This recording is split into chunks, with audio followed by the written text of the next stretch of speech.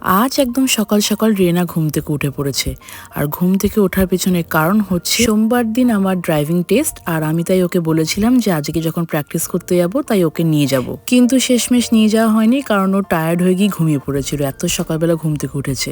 আমি আমার ড্রাইভার দাদা, মানে যাকে আমি বাপিদা বলে ডাকি, তাকে নিয়ে গেলাম একটা মাঠে। আমি হয়তো একটা ট্রেনিং সেন্টার থেকে শিখেছি, কিন্তু আসল টিচার হচ্ছে আমার বাপিদা।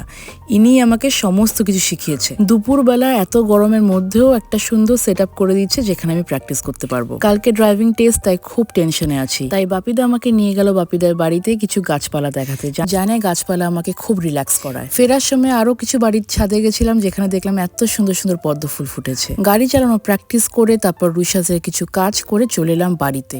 আর সন্ধ্যেবেলা আমরা দেখছিলাম একটা মুভি, যার নাম কিনা হচ্ছে চার্লি। নিনজা যখন ছিল তখনই ভেবেছিলাম যে মুভিটা দেখবো, কিন্তু কোনোদিনই তারপরে আর সাহস করে দেখা হয়ে ওঠেনি। বহুবার চালিয়ে আবার বহুবার বন্ধও করে দিয়েছি, কিন্তু আজকে ফাইনালি মুভিটা দেখলাম। দেখে এত ভালো লাগলো, আর খুব নিনজার কথা মনে পড়ছিল। খালি নিনজা না, নিনজা, টোবি। দুঃখের থেকে বেশি মনটা খুব ভালো করে দিল মুভির শেষটা। যারা যারা দেখোনি তারা অবশ্যই একবার দেখো।